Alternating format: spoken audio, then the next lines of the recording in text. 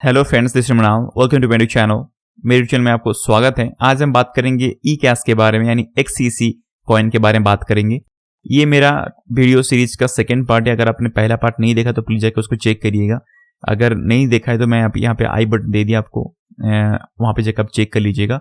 क्योंकि वो वीडियो अपन नहीं देखा तो आपको ई कैश में डिसीजन ले नहीं सकते आप, क्योंकि ई कैश के बारे में जानकारी होना बहुत जरूरी है। क्योंकि मार्केट में उसके बहुत सारे अफवाहें हैं, बहुत सारा अलग गलत इन्फॉर्मेशन दे के रखे हैं लोगों को। इसी के लिए मैं आपको क्लैरिटी के लिए मैंने पहला पार्ट बना के रखा हूं और ये सेकंड पार्ट है, ठीक है। क्योंकि इन्वेस्टमेंट करने से पहले नॉलेज बहुत जरूरी है। तो चलिए वीडियो शुरू करते हैं। वीडियो शुरू करने से पहले मेरा डिस्क्लेमर है, this video is only for the educational and information purpose. If you want to invest in any coin और any token then please do your own research.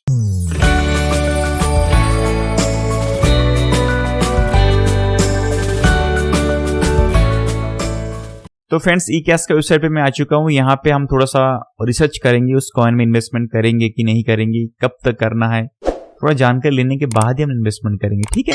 तो यहाँ पे ई कैश का जो कॉइन मार्केट कैप पे आने के बाद में चेक कर पा रहे हैं कि उनके जो मेन लीड डेवलपर है वो है अमौरिस हैचेट, और ये इनका योगदान बहुत ज्यादा है। इन्होंने बहुत ही अच्छा काम किया, तब जाके बिटकॉइन कैश ABC का उन्होंने रीब्रांडिंग किया है, रिडोमिनेशन किया है। लेकिन क्यों किया? बिटकॉइन ABC तो था, क्यों किया उन्होंने? तो उनका सबसे पहला इंस्पिरेशन जो है ना, ये है।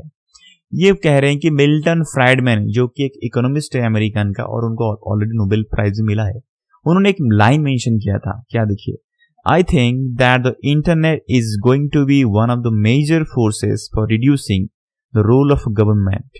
The one thing that's missing but that will soon be developed is reliable e cash. Okay, तो ये कह रहे हैं कि जो अपना जो गवर्नमेंट है, गवर्नमेंट का जो फोर्स है वो बहुत ही जल्दी डिमिनिश हो सकता है, यानी कम हो सकता है। लेकिन एक चीज का कमी है, डिमिनिश हो सकता है कैसे? इंटरनेट के जरिए। लेकिन एक चीज की कमी है, और वो है हमारे पास में एक ई कैश चाहिए। ई कैश मतलब इंटरनेट कैश, ई कैश जिसको बोलते, वही चीज का कमी है। अगर वो आ जाए तो हम गवर्नमेंट का जो रोल है, अभी जो फोर्स है, उसको हम डिमिनिश कर सकते हैं, कम कर सकते हैं, ठीक है। इसीलिए उन्होंने इंस्पायर होकर उन्होंने अपना जो नाम दिया, ई कैश दिया है, ठीक है। वो चाहते हैं कि अपना भी जो एक जो टोकेनाइज फॉर्म है, जो ई कैश है, इसको हम पेमेंट के तौर पे यूज कर सकते हैं, ठीक है। जैसे कि एक तरह का वो पेमेंट सर्विस देना चाहते हैं, और वो भी लो कॉस्ट ट्रांजेक्शन फीस के तौर पे, ठीक है। क्योंकि बिटकॉइन को हम ट्रांजेक्शन के तौर पे यूज ही नहीं कर सकते, क्योंकि उसका ट्रांजेक्शन फीस बहुत हाई है और वो स्केलेबल नहीं है, और उसका स्पीड भी बहुत कम है। इसलिए बिटकॉइन को ट्रांजैक्शन करने के तौर पे हम यूज ही नहीं कर पाएंगे, ठीक है। तो इसीलिए बिटकॉइन ABC जो है ना, एक तरह का फोर्क था बिटकॉइन का। तो इसीलिए उन्होंने उसी ब्लॉकचेन टेक्नोलॉजी को यूज करते हुए, बस अपना नाम को चेंज किए हुए, उसी को ही इंप्लीमेंटेशन करना चाहते हैं। यानी same blockchain, same security, same scalability के साथ में कुछ अलग स्पीड पे काम करना चाहते हैं वो, ठीक है ना। तो ये बिटकॉइन को साथ में लेके अपना ट्रांजैक्शन को करने के लिए उनका मकसद है। अभी देखिए, ये उनका जो विजन होने के साथ में उन्होंने बहुत कुछ इंप्लीमेंटेशन अभी रिसेंटली किया है। अगर आप देखोगे ना, वहां पे सबसे बड़ा चीज क्या है? अबालंची जो है ना, ये आप ABX का मत सोचिएगा कि अबालंची ब्लॉकचेन है, नहीं। अबालंची एक तरह का कॉन्सेंसस मैकेनिज्म है, जैसे कि आपको पता होगा प्रूफ ऑफ वर्क। वैसे अबालंची जो है ना, ये एक बहुत ही अलग तरह का कॉन्सेंसस है, जो कि proof of work and proof of stake, इन दोनों का अगर कंबाइन कर दोगे ना, जो बेनिफिट मिलता है वो अबालंची कॉन्सेंसस मैकेनिज्म पे मिलता है। तो वो आगे जाके यही करने वाले हैं। अभी ये करने के लिए वो इंप्लीमेंटेशन कर रहे हैं, क्योंकि अगर ये नहीं करेंगे ना तो उनका हाई स्केलेबिलिटी आएगा नहीं, ठीक है ना, उनका ब्लॉक साइज बढ़ेगा नहीं। तो इसीलिए उन्होंने जानबूझकर उन्हें अबालंची पे आगे शिफ्टिंग हो गए, अबालंची प्रोटोकॉल पे आगे उनका इंप्लीमेंटेशन कर रहे हैं। लेकिन ऐसा मत सोचिए कि अबालंच जो ABX का जो ब्लॉकचेन है उसी में जाके शिफ्ट हो रहे, नहीं, ऐसा कुछ नहीं। अबालंची एक तरह का अलग कंसेंसस मैकेनिज्म है। आप थोड़ा सा नॉलेज रखिए। आज तक टोटल 3 कंसेंसस मैकेनिज्म है। एक है क्लासिकल कंसेंसस मैकेनिज्म, और एक है अपना नाकामोटो कंसेंसस मैकेनिज्म, और एक थर्ड लेयर है अबालंच कंसेंसस मैकेनिज्म। तो जो क्लासिकल कंसेंसस मैकेनिज्म था वो है स्पीड, उसमें क्विक फाइनलिटी है, और उसमें एनर्जी एफिशिएंसी है। लेकिन जो नाकामोटो कंसेंसस था उसमें 2-3 चीज है। एक तो है वो सिक्योर है, यानी रोबस्टनेस उसके अंदर है, और स्केलेबिलिटी, और वो डिसेंट्रलाइज्ड है। तो ये दो चीज को हम छोड़ भी नहीं सकते, इसे दो चीज को हम एकजुट करके, आपको पता होगा, मैं आपको बता रहा हूँ, शायद 2018 में एक टीम था, टीम ऑफ रोबोट, यानी वो एनोनिमस नेम डाल के रखे, उन्होंने एक तरह का नया कंसेंसस मैकेनिज्म बनाया जिसका नाम है अवलांच, और उसी कंसेंसस मैकेनिज्म पे शायद ABX भी काम कर रहा है। तो ABX को इसे थोड़ा सा लोग ज्यादा हाइप है, उसका डिमांड है मार्केट में। वैसे ही अवलांच कंसेंसस मैकेनिज्म को यही यूज करने वाला है ईकैश, ठीक है ना। और इनका सबसे बड़ा मकसद देखिए, यहाँ पे अगर देखोगे ना, यहाँ पे एक मिनट, यहाँ पे आप, ये सबसे बड़ा है उनका एक मेन चीज है। देखिए जैसे कि आपको पता होगा बिटकॉइन जो ब्लॉकचेन है, वहां पे आप स्टेकिंग नहीं कर सकते, वहां पे कोई नया टोकन नहीं बन सकता। जैसे कि बिटकॉइन के कॉन्ट्रैक्ट पे कुछ नया टोकन, ऐसा नहीं, कभी नहीं हो सकता है। अब ये जो दो चीज है जो कि बिटकॉइन को अलग बनाता है, ठीक है ना। बिटकॉइन में ना स्टेकिंग कर सकते हो, ना बिटकॉइन ब्लॉकचेन में कुछ नया टोकन बना सकते हो, ना ही बिटकॉइन को हम फोर्किंग करना छोड़ सकते हैं। तो उन्होंने इसीलिए उन्होंने ऐसा बनाया कि हम, उनका जो मेन मकसद ना, एक तरह का नया चीज बना रहे हैं जिसके साथ में वो सबचेन बना रहे, यानी उसी का सबचेन जिसमें कि नया टोकन भी बन सकता है। यानी बिटकॉइन टेक्नोलॉजी को उन्होंने मेंटेन भी किया, साथ ही साथ कुछ चेंजेस करके उन्होंने ऐसा किया है जहां पे सबचेन बन सकता है, यानी EVM कंपेटेबल टोकन बन सकता है वहां पे।